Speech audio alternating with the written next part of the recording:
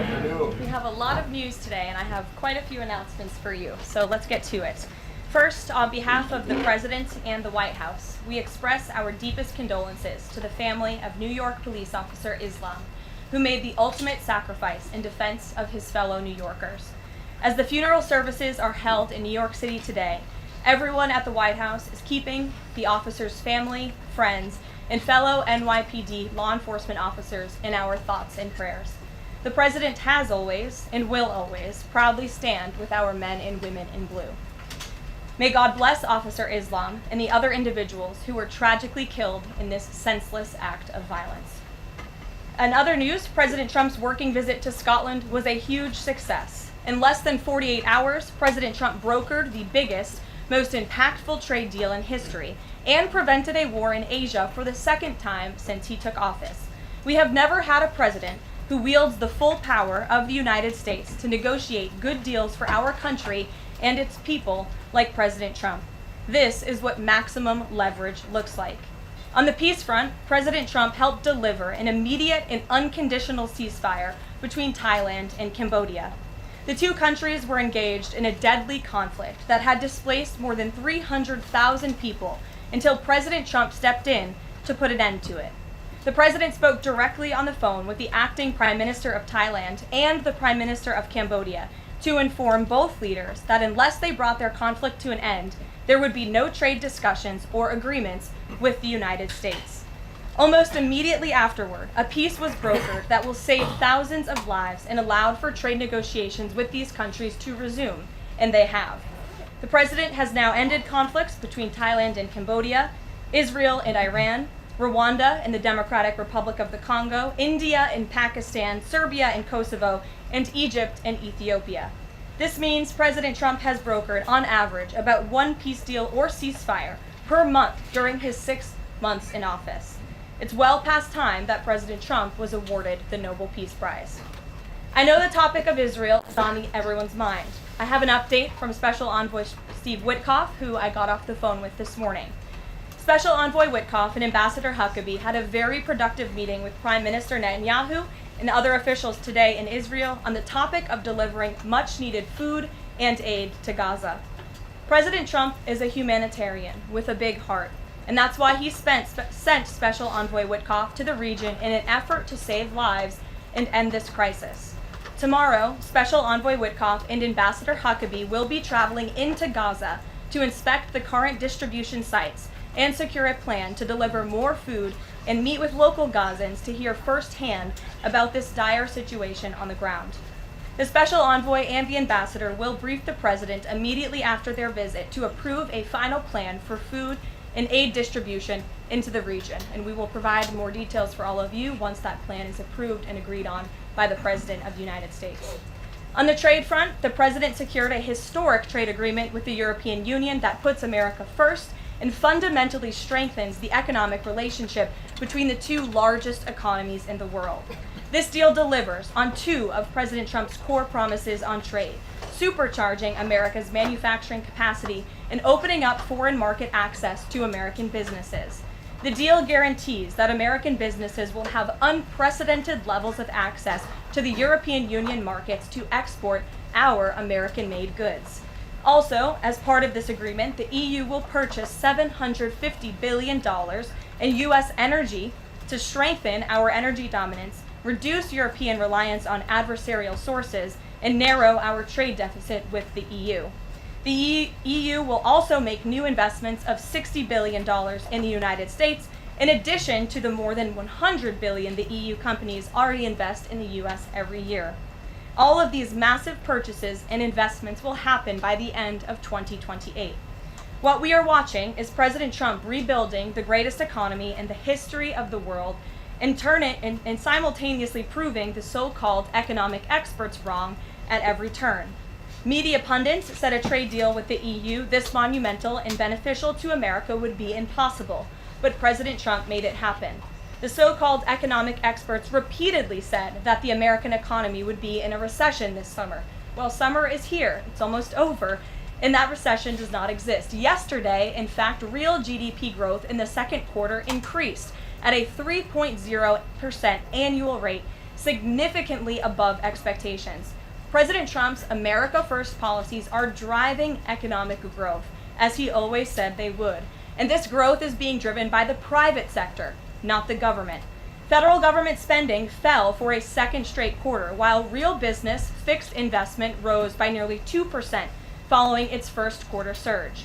President Trump is right-sizing government spending, reversing the damage done by the Biden administration, and allowing the private sector to flourish.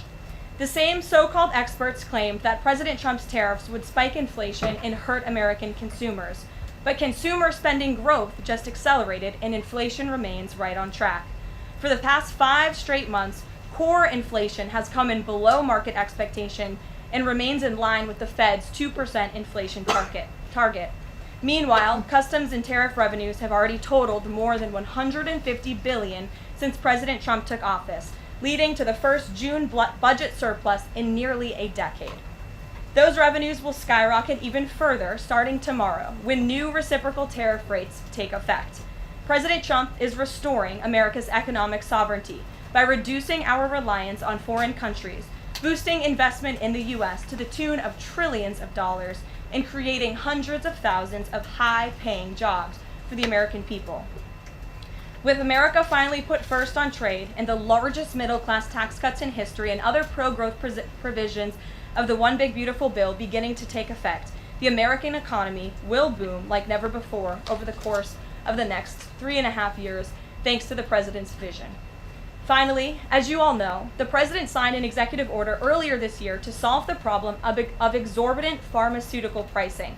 According to recent data, the prices that Americans have been paying for brand name drugs are more than 3 times the price other similarly developed nations pay. The president is determined to solve this problem and took further action today. He has signed 17 letters to pharmaceutical companies' CEOs, and I would like to read you one of these letters to the CEO of Eli Lilly. All of these letters will be provided to you following this briefing. This is to the CEO of Eli Lilly from the President of the United States. On May 12, 2025, I signed an executive order delivering most favored nation prescription drug pricing to American patients to stop global freeloading and guarantee that Americans pay the same prices enjoyed by other developed nations. Right now, brand name drugs in the United States are up to 3 times higher on average than anywhere else for the identical medicines. This unacceptable burden on hardworking American families ends with my administration. Most proposals the Trump administration has received to resolve this critical issue promised more of the same, shifting blame and requesting policy changes that would result in billions of dollars in handouts to industry. Moving forward, the only thing I will accept from drug manufacturers is a commitment that provides American families immediate relief from the vastly inflated drug prices and an end to the free ride of American innovation by European and other developed nations. Accordingly, I'm calling on Eli Lilly and Company and every manufacturer doing business in our great country to take the following actions within the next 60 days. Extend the most favored nation pricing to Medicaid, guarantee most favored nation pricing for newly launched drugs, return increased revenues abroad to American patients and taxpayers, provide for direct purchasing at most favored nation pricing. The President's team, including Secretary Kennedy and Administrator Oz, stand ready to implement these terms. The President expects to further engage with them immediately in good faith to deliver relief for American families. Make no mistake, a collaborative effort towards achieving global pricing parity would be the most effective path for companies, the government, and American patients. But if you refuse to step up, we will deploy every tool in our arsenal to protect American families from continued abusive drug pricing practices. Americans are demanding lower drug prices, and they need them today. Other nations have been freeloading on U.S. innovation for far too long, and it is time they pay their fair share. I look forward to your binding commitments to each of these goals by September 29th, 2025, and my team stands ready to assist with implementation questions. Thank you for your immediate attention to this vital national priority. Signed, President Donald J. Trump. Again, to the CEO of Eli Lilly. This letter, in its form, has been designed for each of the 17 major drug and pharmaceutical companies in the United States, and we're happy to provide you the full list. And I believe you will see all 17 letters popping on Truth Social very shortly, so you can look out for those, and I'm happy to take any further questions. Before we get to questions, I do have one other announcement from the White House and from the President. We are proud to announce that the construction of the new White House ballroom will begin. For 150 years, presidents, administrations, and White House staff have longed for a large event space on the White House complex that can hold substantially more guests than currently allowed. President Trump has expressed his commitment to solving this problem on behalf of future administrations and the American people. The White House is one of the most beautiful and historic buildings in the world, yet the White House is currently unable to host major functions, honoring world leaders in other countries without having to install a large and unsightly tent approximately 100 yards away from the main building's entrance. The White House State Ballroom will be a much-needed and exquisite addition of approximately 90,000 total square feet of innately designed and carefully crafted space with a seated capacity of 650 people, which is a significant increase from the 200-person seated capacity in the East Room of the White House. In recent weeks, President Trump has held several meetings with members of the White House staff, the National Park Service, the White House Military Office, and the United States Secret Service to discuss design features and planning. President Trump has chosen McCreary Architects as the lead architect, which is well known for their classical architectural design and based right here in our nation's capital. The construction team will be headed by Clark Construction, and the engineering team will be led by AECOM. The project will begin in September 2025, and it is expected to be completed long before the end of President Trump's term. President Trump and other donors have generously committed to donating the funds necessary to build this approximately $200 million structure. The United States Secret Service will provide the necessary security enhancements and modifications. The White House ballroom will be substantially separated from the main building of the White House, but at the same time, its theme and architectural heritage will be almost identical.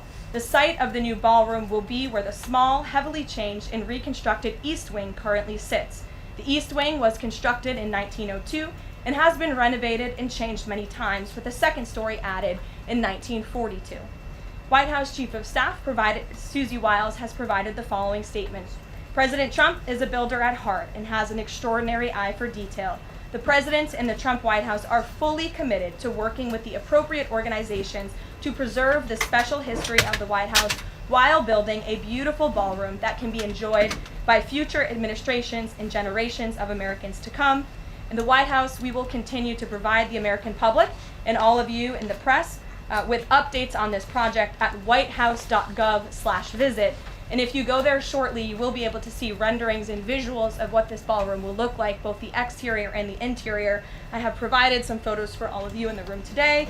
This is the interior of the ballroom space. It's quite beautiful. And then this is the exterior of the ballroom space. As you can see, it will come off of the executive mansion as it sits today, and the East Wing will be modernized and renovated. We're happy to answer any further questions on that, Jennifer. Since you're so eager, I will go to you, but first, as always, I want to start with our new media geek, Ben Weingarten. Why don't you go ahead, Ben? Thank you. In light of the release, the declassification of the annex to the Durham report today, beyond any potential prosecutions, the outcomes of which will likely be uncertain, what does the President believe justice for Russiagate ought to entail? Might it include restitution for those whose lives were upended as a consequence of Russiagate, and perhaps a major reorganization of the national security apparatus? Well, I think a major organization of the national security apparatus, at least here at the White House within the National Security Council, has indeed taken place, and the President entrusts his current CIA director, John Ratcliffe, and our ODNI director, Tulsi Gabbard, to make the necessary changes to ensure classified intelligence, especially that could implement or hurt the national security of our country, does not make its way into the hands of irresponsible actors who want to politicize that intelligence for their own end. Since you brought up the declassification report that was put out by Senator Grassley today, I'm glad you brought it up, because this should be a story every outlet in this room should be covering. This is further evidence that Hillary Clinton approved the Russia hoax against President Trump. Her campaign financed it. Again, she approved it. And the FBI and the CIA were both weaponized to, as our director of CIA has said, accelerate this hoax against then candidate and former President Trump. to answer the heart of your question, the president wants to see justice served, and he trusts the Attorney General and the Department of Justice to implement that justice and hold these people accountable. One more question briefly, Sure. if I may, on a totally different topic. There's been legislation reintroduced in the House and Senate on designating the Muslim Brotherhood as a terrorist organization. The Muslim Brotherhood is considered by many to be the fountainhead of Sunni Islamic supremacism from which Hamas and other groups have spawned, with a nexus to domestic organizations as well. Does the president support designating the Muslim Brotherhood as a terrorist organization? Frankly, I'm not sure because I haven't talked to him, and I would never want to get ahead of the National Security Council on specific designations. It sounds like something this administration would support, but we can get a firm answer for you. How's that? Thank you. Thanks for being here. Jennifer, go ahead. Eager beaver today. How much of the East Wing will be torn down? The entire East Wing or just parts of it? So the East Wing is going to be modernized. The necessary construction will take place, and for those who are housed in the East Wing, including the Office of the First Lady, the White House Military Office, the White House Visitors Offices, those offices will be temporarily relocated while the East Wing is being modernized. And then on Israel-Gaza, there are some reports that negotiations with Hamas might not be continuing. Did you get any updates from Steve Witkoff on that? I did. Special Envoy Witkoff is actively talking with our counterparts in Israel about that, and he wants to give some grace to the president so he can fully brief the president on what he's learning on the ground in both Israel and Gaza. But the president put out a very strong statement on Truth Social this morning, which I'm sure you saw, and he said the quickest way to end this entire conflict, the humanitarian crisis that we've seen, and the crisis in Israel that of course started on October 7th when Hamas brutally kidnapped and raped innocent Israelis, that terrible terrorist attack, is for Hamas to surrender, to release all of the hostages, and to end this conflict. And that's what the president wants to see. He's made that very clear. But the special envoy will be in Gaza tomorrow, as I shared with you previously. Josh. Can you give us a little more clarity on the tariff timing? You said that the reciprocals will take effect tomorrow. Yes. Does that include the new auto rates, for instance, on Japan, Korea, the EU? Is this all coming effective tomorrow? So some of the countries you just mentioned, Japan, South Korea, they have bespoke trade deals that the president cut, which, just to backtrack for a second, Josh, we promised that the president would negotiate with countries all around the world to cut tailor-made trade deals depending on those countries' challenges, how badly they've ripped off the United States of America and our manufacturing industry and our workforce in the past. And he has done that. Of our 18 major trading partners, 2/3 of those trading partners have a deal. We've sent 17 letters to countries around the world. And the rest of those countries that either do not have a deal or have a letter, they will be hearing from this administration by the midnight deadline tonight. So yes, tomorrow, August 1st, the reciprocal rates will be going into effect. If more deals are cut between now and midnight, I will never count out the president. You've seen him do it before. He cut 3 deals in one day very recently. So we'll see what happens. I do know foreign leaders are ringing his phone, realizing this deadline is a real thing for them tomorrow, and they're bringing offers to the table. We were reporting that the president wants to meet David Solomon of Goldman Sachs today. Can you say what they'll discuss, if anything, in that meeting? I won't discuss the president's private meetings from this podium, and it hasn't taken place yet unless he gives me liberty to do so. Finally, have you talked with the president about his position on the stock trading ban bill before Congress? He obviously had pretty loaded comments about Senator Hawley. There's some reporting that they've since spoken. What is his position on the current status of that bill? The president has spoken to Senator Hawley, who called him, and the president took that call. As the president said in the Roosevelt Room yesterday, conceptually, he of course supports the idea of ensuring that members of Congress and United States senators who are here for public service cannot enrich themselves. And the reason that this idea to put a ban on stock trading for members of Congress is even a thing is because of Nancy Pelosi. I mean, she is rightfully criticized because she makes, I think, $174,000 a year, yet she has a net worth of approximately $413 million. In 2024, Nancy Pelosi's stock portfolio, this was a fascinating statistic to me, grew 70% in 1 year in 2024, and her portfolio outperformed every single large hedge fund in that same year, and even more than doubled the returns of Warren Buffett's Berkshire Hathaway. So I think the president stands with the American people on this. He doesn't want to see people like Nancy Pelosi enriching themselves off of public service and ripping off their constituents in the process. As for the mechanics of the legislation and how it will move forward, the White House continues to be in discussions with our friends on Capitol Hill. Emily, in a new seat today. Thanks, Caroline. I wanted to ask about this report that the president wants to host a G20 meeting at Trump Durrell. How is he going to do that, considering all the preparations that have been going on in South Africa? And also, would that be seen as his businesses possibly profiting from hosting this kind of meeting? I would reject that premise entirely. We have announcements and details forthcoming on the G20, but my understanding is no firm announcement is ready to be made at this time. I did see the report, but we're not in a place to confirm it just yet. Michelle? Just on the tariffs, what are the logistics for imposing those? Does the president have to sign an executive order tonight? What's the timing of that? Yes, and he will be signing an executive order at some point this afternoon or later this evening. And as always, we'll keep you posted when that happens, and it will be released from our office. And are there some of these countries that have they all had contact with U.S. officials, or are there some countries that are going to get letters that have had no opportunity to negotiate with the United States? Well, there's a lot of countries that I know have reached out. I believe it's upwards of 200 countries around the world have reached out to the trade and tariff team. Of course, as I said previously and the president said, we're going to prioritize our key trading partners, which we have done. Like I said, of the 18, 2/3 of those we have cut these tailor-made deals with. But I do know that the trade team has been working around the clock to try to be in correspondence with as many countries as possible. But if they haven't heard from us yet, they will in the form of a letter or an executive order by midnight tonight. We'll go to the back. Sure, go ahead. In the back left. Thank you. Amanda, yes. Thank you very much. I have asked about the U.S. Amanda, you can go ahead. U.S. and South Korea tariff negotiations. At the tariff negotiation between South Korea and the United States concluded yesterday. President Trump stated on his SNS, Truth Social, that he would announce the specific details of the investment in the United States at the South Korea United States Summit in 2 weeks.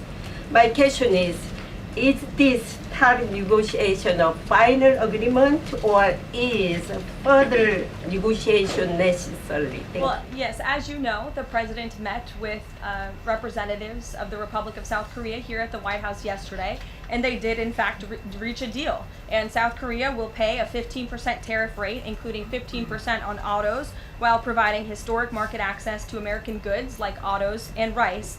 Korea will purchase $100 billion in American energy by 2028. And the centerpiece of this deal is that South Korea has agreed to invest $350 billion at the president's direction to revitalize American industry. 90% of those profits will go to the United States government to help pay down our debt and for other matters at the president's choosing. So it was a very successful meeting yesterday. Do you have any set up the further U.S.-South Korea summit day? I'll get you something on that. All right, I don't thank have it at you. my fingertips. Thank Okay, you very much. Amanda. Thank you, Caroline. There are a number of congressional Republicans who have raised the alarm about the fact that roughly 80% of pharmaceuticals are either manufactured or their precursors are manufactured in either China or India. There are some pieces of legislation, some recommendations, which include either onshoring, nearshoring, or friendshoring, those components of that. Do you know if the president intends to throw the weight of the executive behind that? I don't have any updates for you at this time. I do have an update on our EU trade deal. I stand corrected. It's not $60 billion in investments. It's $600 billion in investments. I want to make that very clear.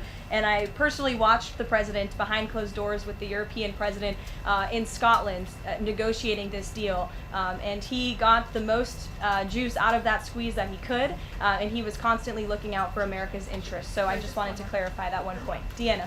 Thanks, Caroline. For the countries that don't have a deal yet, should we be looking at the April 2nd chart at all?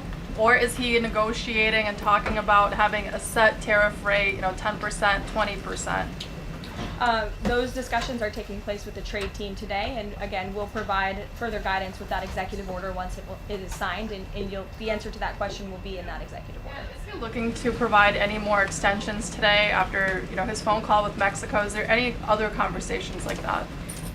I do know that other foreign leaders around the world have reached out, and if the president decides to share the conclusions of those calls with all of you, he will do so himself. But I do want to reiterate what the president said about Mexico. Mexico is still paying tariffs. They're paying a 25% tariff on fentanyl, 25% tariff on cars, a 50% tariff on steel, aluminum, and copper. And additionally, Mexico has agreed to immediately terminate its non-tariff trade barriers, of which there are many. And as the president said, we will continue to talk to Mexico over the next 90 days with the goal of signing a larger trade deal. The key to this, again, is Mexico has agreed to terminate those non-tariff barriers and to continue to work with us in good faith. Mexico is a very unique situation of all the other countries around the world because, of course, we share our southern border with Mexico, which we've seen an increase in cooperation between Mexico's President Claudia Sheinbaum and our administration on clamping down on drug trafficking and human trafficking at the southern border. We appreciate those efforts and will continue to work in good faith and to continue to have these trade discussions as well. Joey. Yeah, thanks, Caroline. Just clarifying a previous question. President Trump has indicated he's been looking at either 15% or 20% baseline universal tariff. Has he landed on one of those yet? I won't get ahead of the president on that baseline announcement. And then secondly, what did Treasury Secretary Bassett mean yesterday when he called the new Trump accounts for newborns a, quote, backdoor to privatizing Social Security? Does the administration view this new Trump accounts as a way to, in the long term, perhaps privatize Social Security? What the Secretary of Treasury was saying and what this administration believes is that these Trump newborn accounts, which is an incredibly creative and great provision that was in the One Big Beautiful Bill for newborn babies and families and future generations of Americans, will help supplement, not substitute, Social Security. The Trump administration is wholeheartedly committed to protecting Social Security. The president did it in his first term. He's doing it again in this term. But these newborn accounts are another revenue stream for young people to watch their money grow throughout their lives and to one day be able to access those funds so they can hopefully build a home and live the American dream. Jake. Just one follow-up on tariffs and then one not. Is the president at all considering extending the August 12th China deadline at all? Is that in consideration? So look, on China, you heard from the president on Air Force One when we were returning from Scotland. You've heard from the Treasury Secretary as well, Ambassador Jameson Greer. They just spent 2 days in Geneva for their third round of talks with China. And the current policy, the current trade program that we have going with China right now as it stands will decrease our deficit by $5 billion this year. So we are moving in the right direction when it comes to China. And Secretary Bessent and Ambassador Greer continue to be in direct communication with our Chinese counterparts. But is the deadline, is it extension on the table potentially from the August 12th deadline as it stands? I don't think so, but I'll let the Secretary of Treasury speak on that because he's leading these negotiations. Reagan, go ahead. Thanks, Caroline. There's growing frustration that more of Trump's nominees haven't been confirmed. Why does the president think Senate Republicans are so behind, and has he had any further conversations with Leader Thune about it? The president has had many conversations with his friends in the United States Senate about advancing his nominees, his judicial nominees through this process. It is critical that we get these good attorneys in these positions so that we can end the weaponization of justice, so we can have true law and order in our country. It's unfortunate the Democrats are playing political games, but the president has made it clear to Senate Republicans they need to do everything in their power to advance the president's nominees as well. Kelly, go ahead. Caroline, thank you. 2 questions real quickly. Sure. Nigeria. Congressman Chris Smith, Republican from New Jersey, is calling upon the President of the United States to do something in terms of imposing perhaps sanctions on Nigeria for the persecution of Christians living in the northern part of Nigeria by radical Islamic groups. Has he contacted the President yet? And do you know if there's any action that the President will take? I'm not tracking a call between the president and the head of Nigeria. I know the president wholeheartedly condemns the persecution of Christians or frankly of people of any faith all over the world, but I don't have any updates for you in terms of sanctions in this part of the world. My second question, Caroline, deals with immigration here in America. As you know, a lot of deportation has been going on. ICE has been going after violent criminals that are here illegally, and rightly so. In the midst of that, there are some evangelical pastors who are stating that it may have gone to a point of being indiscriminate and actually getting innocent people, like members of the clergy. Has the president and has ICE looked at that to see how they can actually go after those violent criminals, but also make sure that members of the clergy are still not being deported? Well, look, the administration has always maintained the position that anyone who illegally crosses our nation's borders is subject to deportation. That's just the law of the land, and we must be a nation that enforces our laws.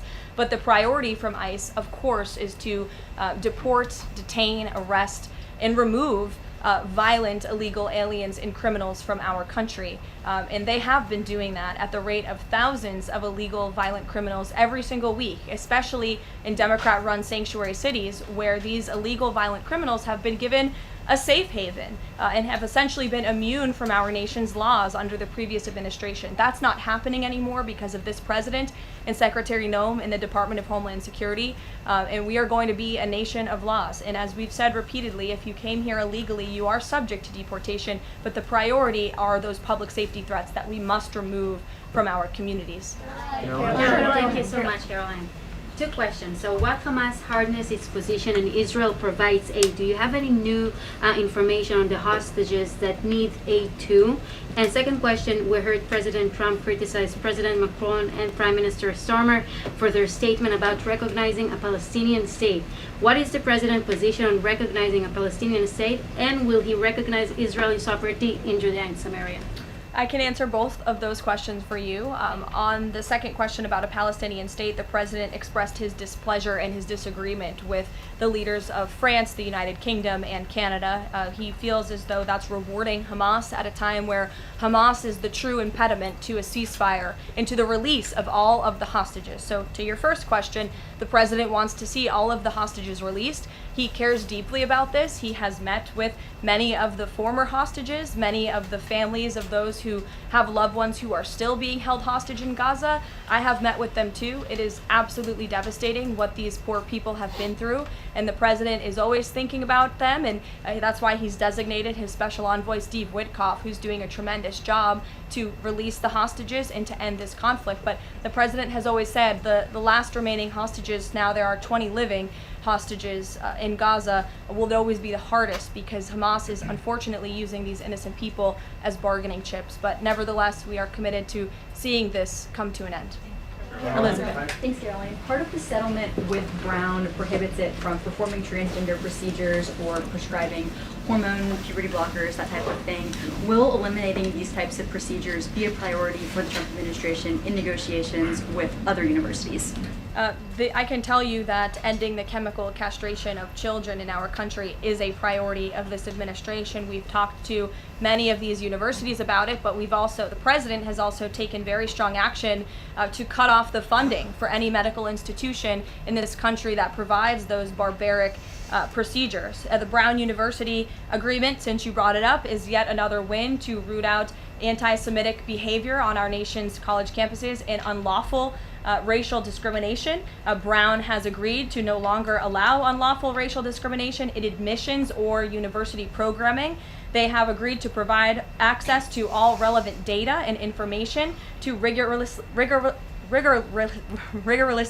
assess compliance with its commitment to merit-based admissions, and they will pay $50 million over 10 years to state workforce development organizations that comply with anti-discrimination laws, supporting regional economic growth and career opportunities. Brown will also adopt the definitions of male and female from President Trump's executive order, defending women and gender ideology extremism for women's sports, programming, facilities, and housing. Brown will no longer perform gender reassignment surgeries on minors or prescribe them puberty blockers or cross-sex hormones. And Brown will take steps to improve the campus climate for Jewish students and combat anti-Semitism on their campus. This is yet another huge win for American students and for those who love our country and want to abide by our country's laws.